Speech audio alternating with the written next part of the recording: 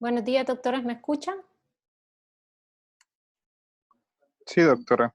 Vamos a empezar la clase el día de hoy. Vamos a empezar con lo que es el módulo de gastrointestinal. Este módulo, vamos a ver lo que son los factores psicológicos y enfermedades gastrointestinales. Hay ciertos factores con respecto a personalidad de algunos y otros como lo que es el estado de ánimo de la persona, que influyen en lo que es el comienzo y gravedad de los trastornos funcionales. Inclusive algunos libros hablan inclusive hasta en el desenlace clínico de la enfermedad. Entonces, dentro de estos factores que influyen tenemos lo que son los cambios emocionales, lo que es la ansiedad, que vamos a ver que es el que más peso los trastornos de ansiedad tienen en los trastornos funcionales gastrointestinales, y así como lo que es la depresión, el estrés y los trastornos de personalidad. Todos estos influyen, como les decía anteriormente, en el comienzo y la gravedad de las funciones gastrointestinales. Hablando ya un poquito de la epidemiología con respecto a lo que es con respecto a lo que es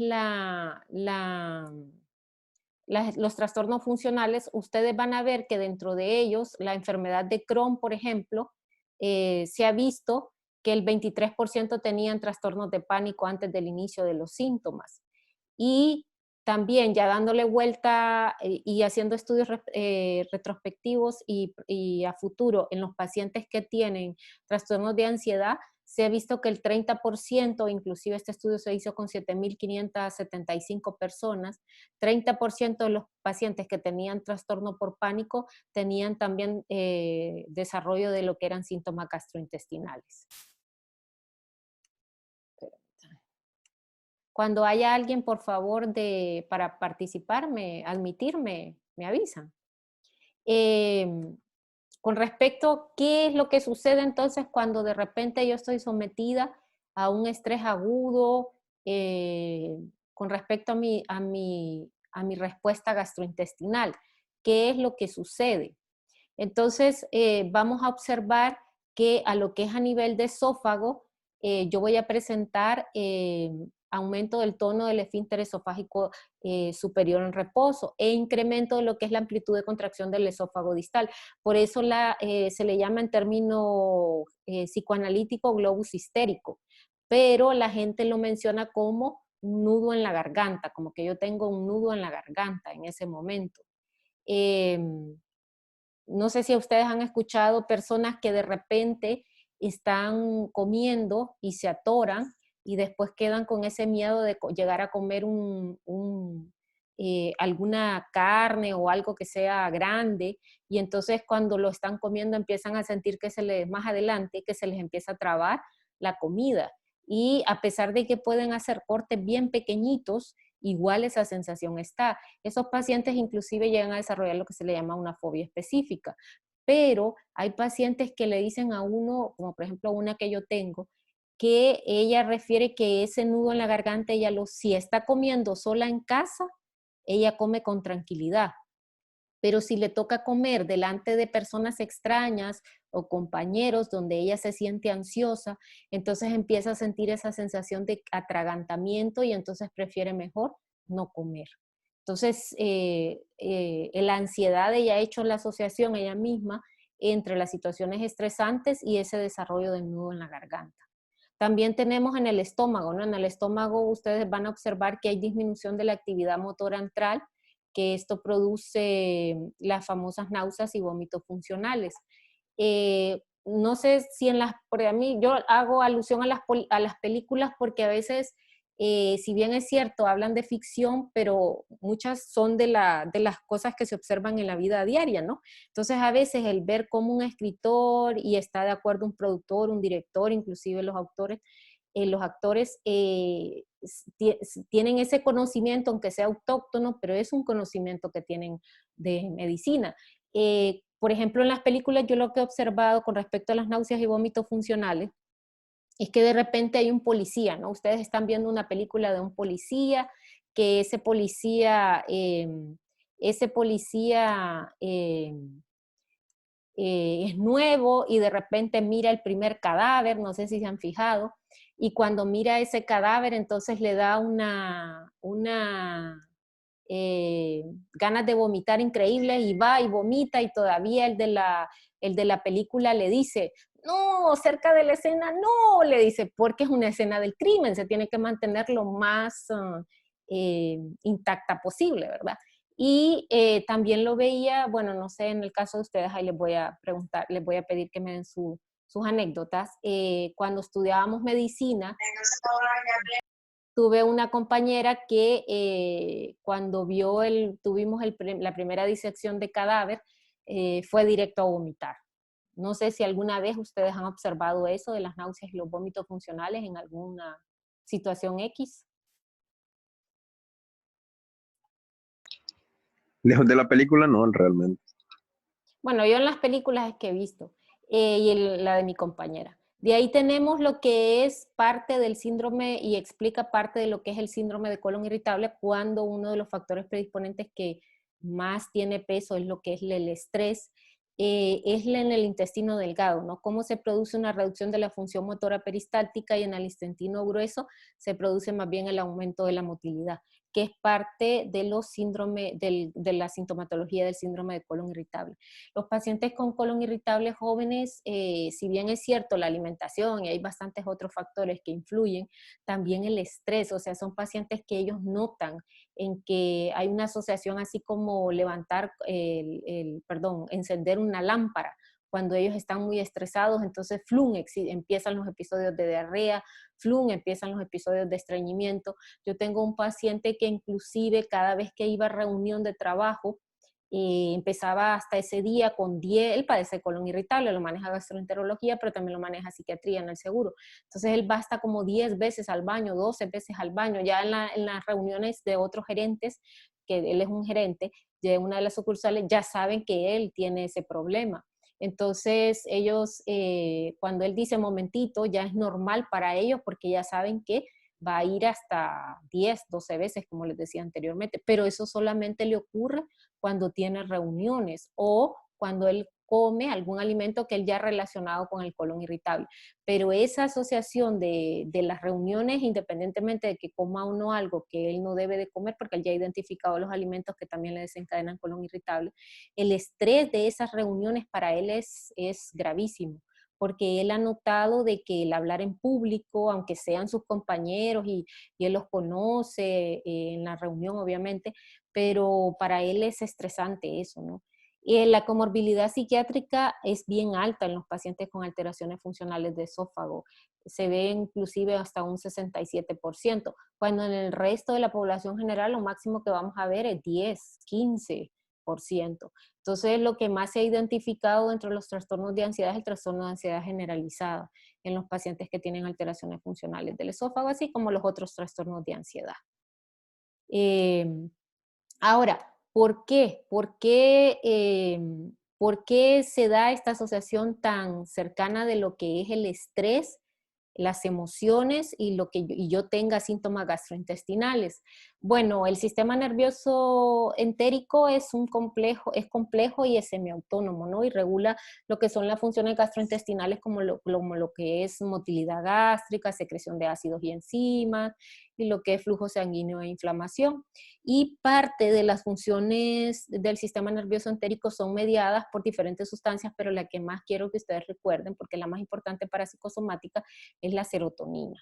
Entonces eso va a tener impacto en si yo tengo un trastorno del humor o un trastorno de ansiedad, también en lo que es el desarrollo de síntomas gastrointestinales. Permítanme.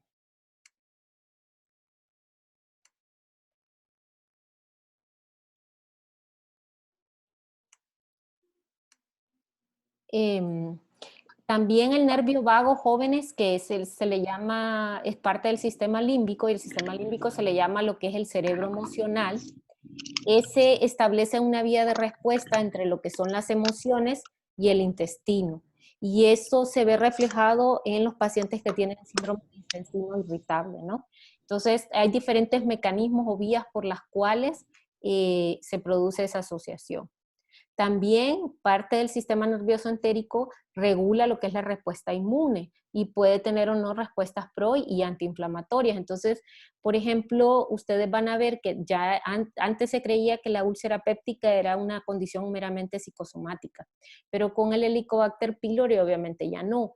Pero si bien es cierto, no hay una relación directa en el desarrollo de la enfermedad, pero sí de forma indirecta, porque los pacientes se ha notado que cuando están sometidos a lo que son situaciones vitales estresantes, disminuye lo que es su respuesta inmunitaria, que eso ya lo habíamos visto en la primera clase que tuvimos presencial de psicosomática, y esto da mayor vulnerabilidad a lo que es el Helicobacter pylori. Entonces, sí hay una asociación indirecta, pero la hay. Entonces viene la teoría psicodinámica, ¿no? Está la teoría fisiopatológica que ya vimos, pero también está la teoría psicodinámica. Son en realidad entonces esas alteraciones funcionales, esos síntomas gastrointestinales, conflictos inconscientes.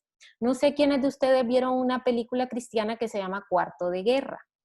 Cuarto de Guerra, esta viñeta que les coloqué es lo que pasa en esa película, ¿no? Él se llama Cuarto de Guerra porque ella empieza a tener dificultades en su matrimonio y cuando ella ve ese alejamiento emocional de su esposo, entonces una vecina o amiga, no sé, le empieza a aconsejar de que empiece a orar, entonces, y que vaya a un cuarto donde sea ese cuarto designado para tener mayor pues tranquilidad y poder concentrarse más en lo que es la oración y el estudio de la Biblia. Entonces se llama Cuarto de Guerra porque ahí ella empieza a orar por su matrimonio. En algún momento de la película, el hombre casado, no el esposo, empieza un relacionamiento con una visitadora médica. Él también es visitador médico.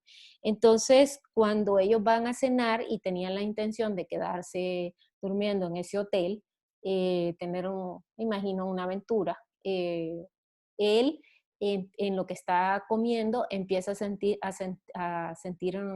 a tener síntomas gastrointestinales y entonces va al baño, vomita, tenía dolor abdominal y entonces ahí decide, pues termina prácticamente lo que es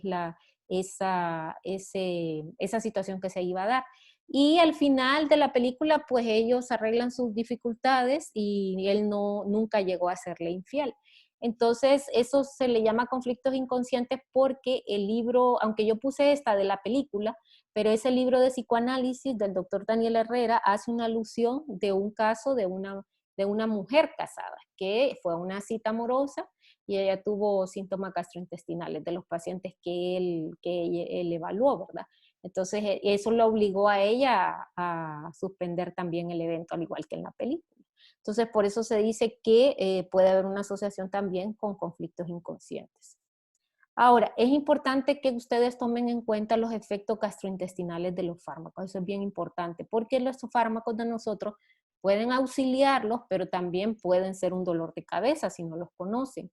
Por ejemplo, los antidepresivos tricíclicos, ustedes tienen que tomar en cuenta que si bien son sumamente cómodos, sumamente accesibles, la amitriptilina solo vale 86, 90 lempiras en una farmacia, puede ser un inductor del sueño sumamente cómodo para alguien que vive en una aldea, en un pueblo, que no tiene mucho dinero, no le va a poder comprar Solpiden, que es el tratamiento ideal para el sueño, pero vale 700 lempiras, 600 lempiras. Entonces, tienen que explicarle al paciente que le va a ocasionar boca seca, porque yo le digo al paciente, si usted no tomaba agua con regularidad, ahora sí la va a tomarle. Porque si se lo dan como antidepresivo, entonces la dosis obviamente es mayor y eso va a ocasionar que el paciente dice, ay no, es que siento hasta seca la boca, es que siento que tengo que estar tomando agua cada rato. Entonces usted ya le advierte que es un efecto secundario que tiene el fármaco y que si lo llega a tener, se va a sentir mejor con que solo tome agua. El estreñimiento también los tricíclicos lo dan y puede usted utilizarlo, como ya lo vamos a ver más adelante, a su favor. Y eso por el efecto anticolinérgico del fármaco. También si el paciente tiene ya el diagnóstico de reflujo gastroesofágico, tenemos que evitar los tricíclicos porque eso va a ocasionarle mayor reflujo.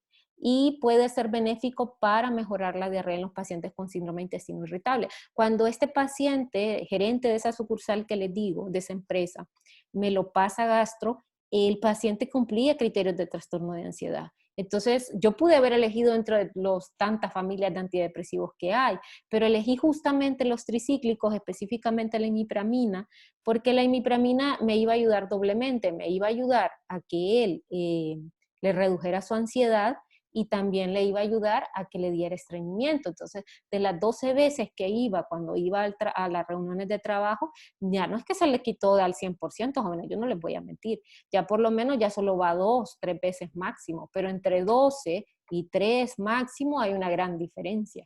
Entonces eso le ayudó, el efecto anticolinérgico del estreñimiento fue beneficioso en el caso de él porque él es un paciente que pasa con síndrome de colon irritable con predominio de diarrea. Ahora, ¿qué pasa si le doy un NIRS? Más bien ahí lo agravo si tiene diarrea, porque los SIRS, como ocasionan aumento de la serotonina, y eso obviamente incluye la que está en vía gastrointestinal, entonces eso va a ocasionarle al paciente náuseas, vómitos, pero también le puede ocasionar diarrea. Entonces el paciente, si él está cursando con colon irritable, y que ya me pasó con una abogada, le dio un colega X de otra especialidad sertralina. Muy bien, la sertralina en realidad es muy buen antidepresivo, pero lo malo es que ella estaba cursando en ese momento con una situación vital estresante, tenía una diarrea funcional que la misma medicina interna le dijo, busque a un colega del área de la salud mental porque lo suyo también tiene componente psicosomático y lastimosamente no fue con psiquiatría, sino con otra especialidad y le dio sertralina. Entonces la sertralina es un IRS, le ayudó a mejorar el estado de ánimo, pero ella misma hizo la asociación entre el agravamiento de la diarrea y el inicio del fármaco, porque me dijo, doctora, ¿verdad que ese medicamento me dio más diarrea? Entonces yo solo me reí y le cambié la conversación. Pero en realidad la asociación que ella hizo fue una asociación real, no debieron haberle dado un IRS, porque y peor, sertralina, le agravaron todavía más el cuadro diarreico que ella tenía. Aunque le mejoraron obviamente más adelante el estado de ánimo, porque los IRS son buenos antidepresivos. Eso es con respecto a gastrointestinal. ¿Tienen alguna pregunta? ¿Alguna duda?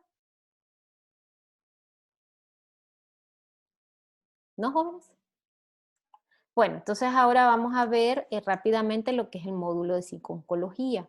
Psico-oncología es bien importante porque si ustedes recuerdan en la primera clase, el estrés y mi respuesta inmunitaria, wow, es una relación bien estrecha.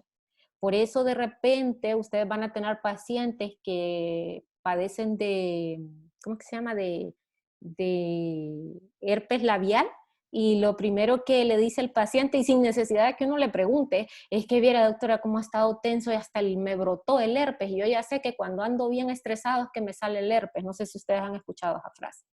Entonces, en la parte oncológica, mi respuesta inmune es algo, wow, es algo, ¿cómo les explico? Es algo sumamente importante. Porque de esa parte depende también mi tasa de supervivencia, mi respuesta al tratamiento oncológico. Entonces, la psico-oncología es algo que ustedes tienen que tomar en cuenta porque mi estado de ánimo tiene impacto también, como vamos a ver más adelante, en mi tasa de supervivencia. La psico-oncología se ocupa del impacto del cáncer en lo que es la función psicológica, ¿ya? Y también al revés, el papel de las variables psicológicas en el riesgo de cáncer y su supervivencia. Entonces, por ejemplo, este estudio que se hizo en pacientes con cáncer de mama, eran pacientes con cáncer de mama metastásico y ya lastimosamente su tasa de supervivencia ya se sabía que iba a haber un desenlace que la paciente no, pues lastimosamente no iba a vivir, pero lo que hicieron fue que un grupo tenía lo que era psicoterapia de grupo y el otro solamente era un grupo control, ¿no? Y se vio que los pacientes que se fueron sometidos a psicoterapia de grupo tuvieron una tasa de sobrevida 18 veces más en promedio de la que tuvieron el grupo que no estuvo en psicoterapia de grupo, el grupo control, pues. También este otro estudio se hizo en pacientes con melanoma maligno y es nada más que aquí lo que se midió fueron las respuestas biológicas, o sea, la parte inmunitaria, la respuesta inmunitaria. Y se vio con marcadores obviamente laboratoriales, ¿verdad? Se vio que los pacientes que estuvieron en psicoterapia de grupo versus los pacientes que no, el aumento en esa respuesta inmunitaria fue evidente cuando le estuvieron haciendo los estudios laboratoriales, comparados con los que no tuvieron esa psicoterapia de grupo.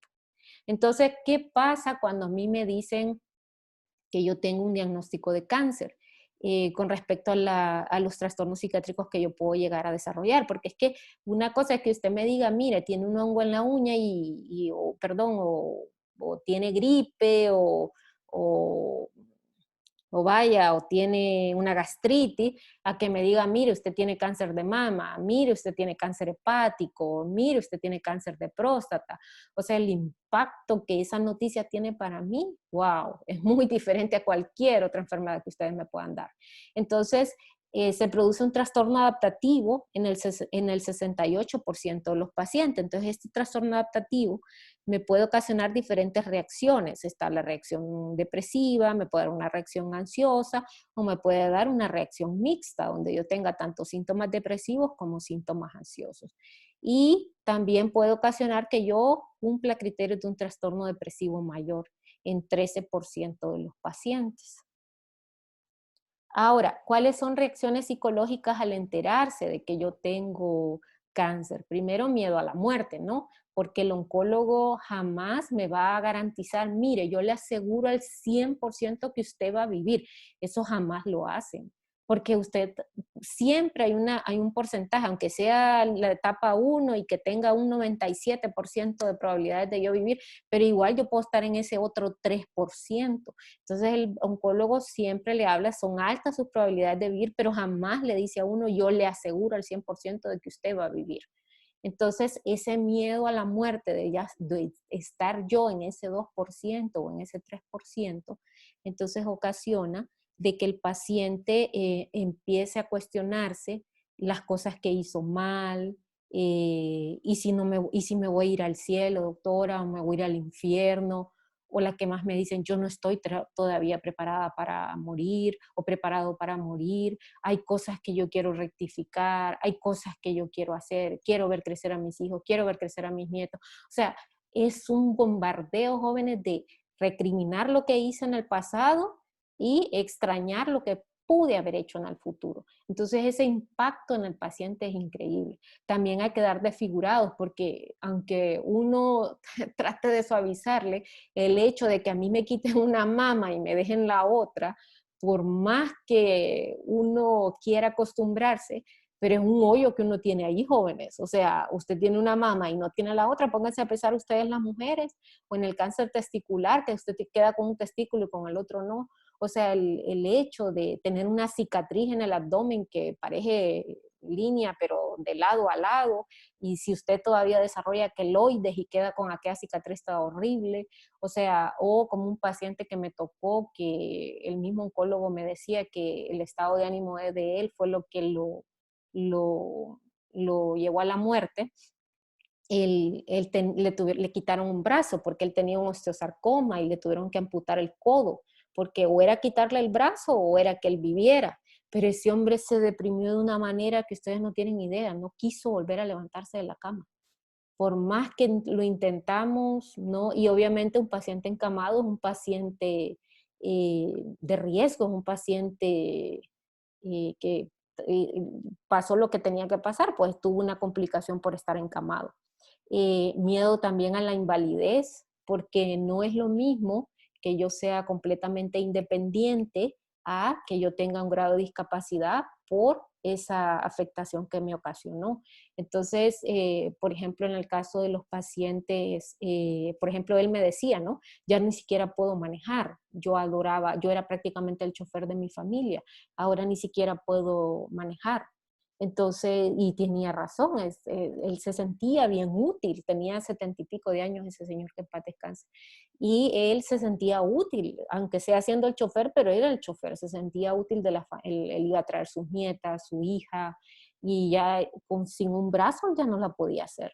Miedo al abandono, porque lo primero que esa mujer piensa es, ya no le voy a gustar, ahora solo tengo un seno, y en el momento de la desnudez me va a ver solo con un seno ahí toda deforme, miedo a pérdida de la independencia.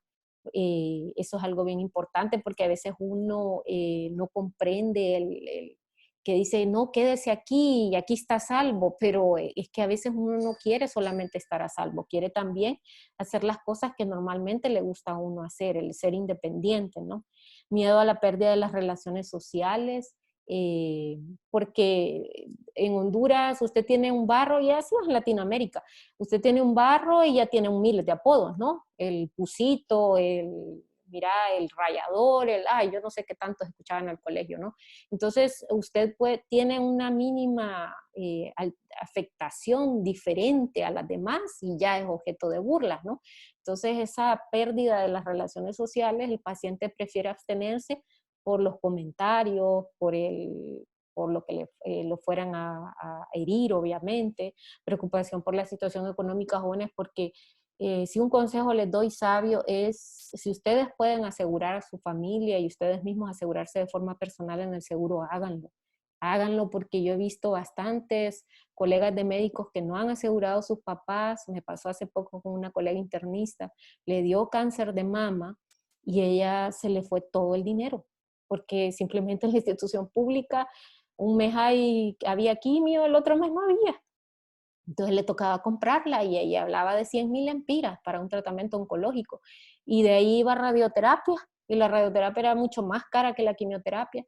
Entonces ella me decía que cómo se arrepentía de no haberla asegurado de forma personal, porque usted se puede asegurar de forma personal en el seguro. Y la única institución que ahorita le garantiza el 90% de sus quimioterapias es el Seguro Social.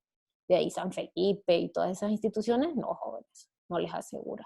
Entonces, si bien uno viera tan a lo largo el hecho de que alguno de su familia llegue a tener cáncer, entonces es mejor prevenir que lamentar, ¿no? Prefiero pagar ese dinero, que es entre 800 y 1000 lempiras al mes, pero asegurarme de que si pasa algo, mi familiar va a tener toda la atención debida a que termine yo interna con mi madre y le hagan la mano ambú y uno de interno hasta se duerme, 5 minutos del cansancio y queda, y ahí empiezo otra vez a darle al ambú, o sea, es horrible para uno cuando le toca como familiar. Es más, uh, más normal cuando le toca a uno como médico, pero ya cuando le toca directamente como familiar, créanme que sí le duele. La otra es la negación. Hay pacientes que entran en negación y no quieren volver a hablar de lo sucedido y no voy a ir a ningún doctor y no voy a hacer ningún tratamiento y déjame, es mi decisión, y entran en completa negación y no quieren volver a hablar. Es como que si nada hubiera pasado.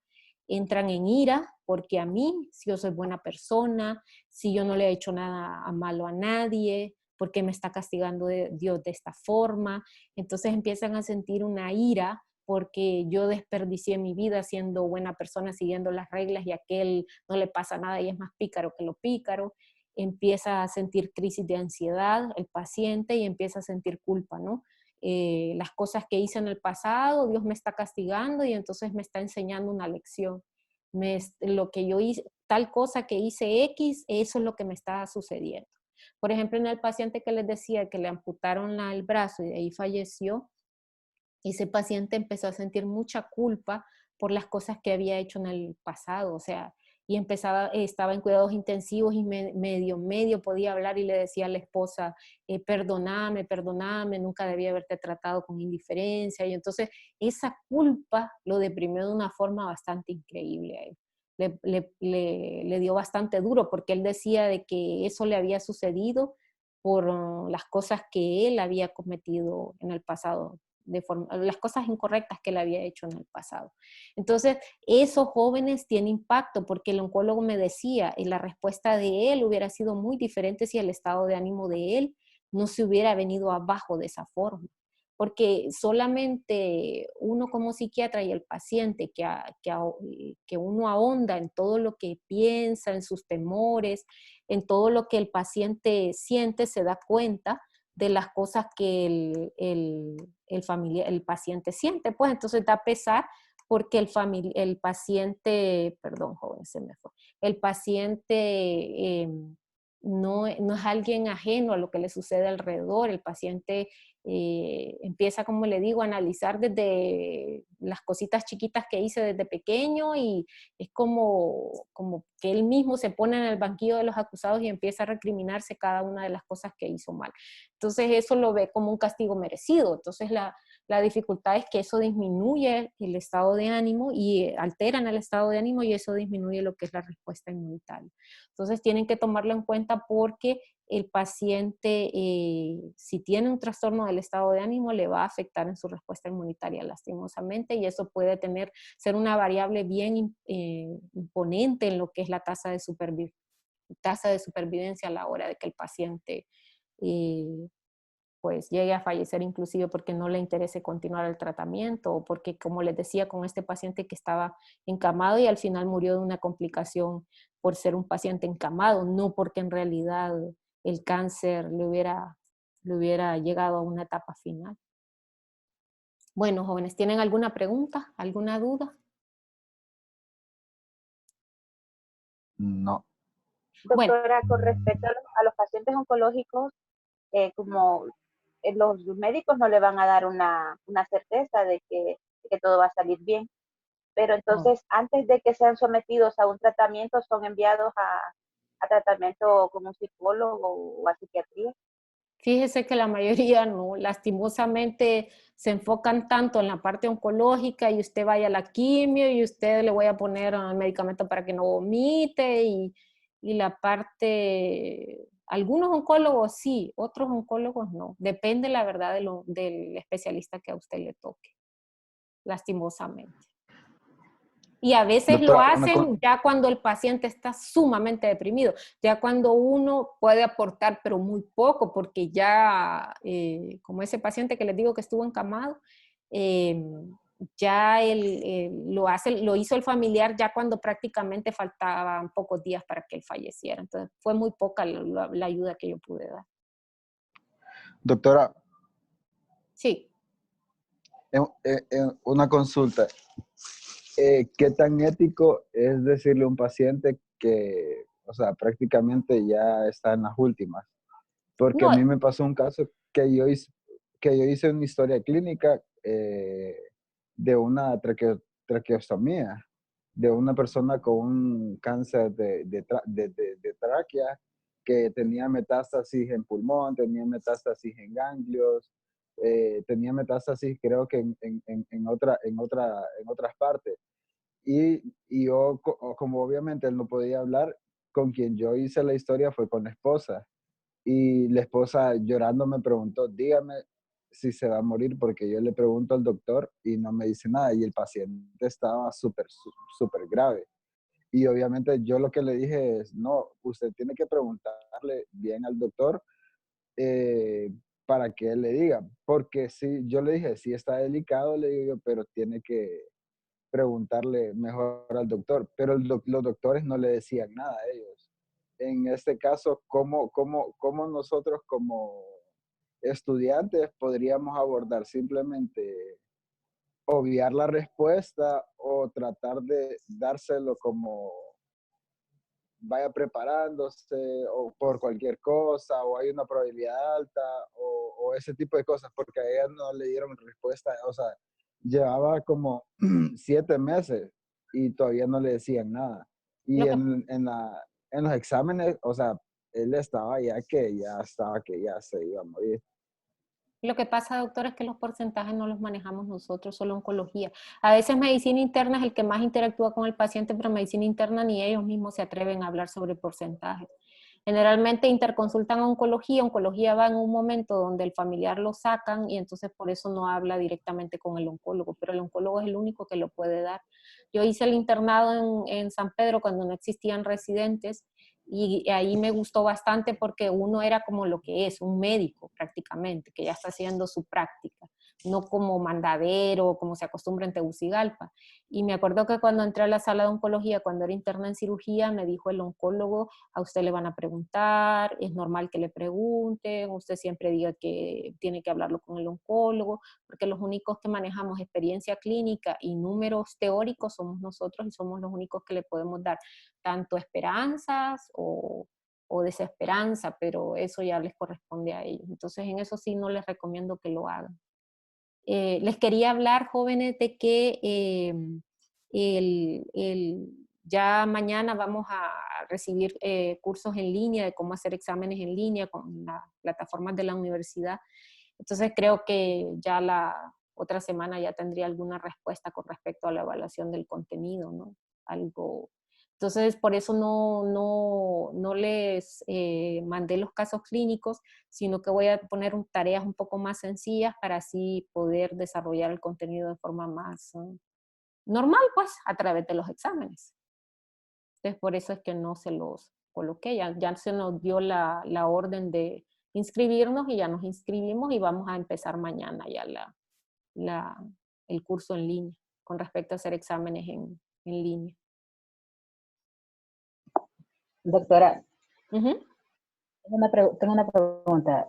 Aquí en Honduras existen grupos así de apoyo donde los pacientes oncológicos pueden hacer psicoterapias, pero grupos de varios pacientes que tienen lo mismo. Sí, no, sí. En todas las instituciones, por ejemplo, en el Mario existen las terapias de grupo. En el Seguro Social, lastimosamente, no. Pero en lo que es el Mario Mendoza, lo que se llama hospital de día, ahí se hace bastante lo que es psicoterapia de grupo. No, sí existen, se manejan los grupos. Lo que pasa es que el seguro no le permite a uno, lastimosamente, manejar grupos. Pero las instituciones públicas, como los Mario Mendoza y Santa Rosita, como tienen más libertad, entonces ellos sí manejan más grupos. ¿Y psicoterapia para otro tipo de enfermedades crónicas, degenerativas? Sí. Por ejemplo, los residentes cuando están en tercer año, ellos dan psicoeducación a lo que son los grupos del diabético, en los centros de salud. Obviamente no podemos abarcar todos los centros de salud, ¿verdad? Pero sí ellos se integran a los grupos del diabético, del hipertenso, mujeres de violencia doméstica. En los grupos que ellos se pueden integrar lo hacen y tratan de hacer dinámicas de terapia de grupo. Y eso es para también quitar ese tabú de que nosotros somos para los locos, ¿no? Porque es lo primerito que se le viene a la mente cuando le dicen a un paciente va al psiquiatra. Y es que estoy loco. Entonces, esa es la dificultad. En el seguro no tanto, porque yo les digo, dígame la institución que contrata locos. A ver, le digo yo, ahí hablamos, le digo. Porque lastimosamente en el seguro social no se le da, las instituciones no le dan ni apertura a discapacidad física ni apertura a discapacidad mental. Bueno, jóvenes, queda menos de un minuto. Un placer haberme conectado con ustedes. A través del subcoordinador yo les voy a avisar sobre posible examen o si lo vamos a hacer algún día o no se va a hacer y se va a hacer de otra forma. Todo lo que yo me entere yo voy a tratar de estarles comunicando. Bueno, buenas noches. Buenas noches y muchas gracias. Buenas noches. Bye. Gracias, doctora. Gracias a usted. Bye. Gracias, doctora. Gracias. Gracias, doctora. Buenas noches. Buenas noches. Cualquier cosa me escriben a mi WhatsApp, ¿verdad? Si ustedes tienen alguna duda con alguna clase o algo, yo con gusto les contesto. Oye. Gracias. Gracias a ustedes.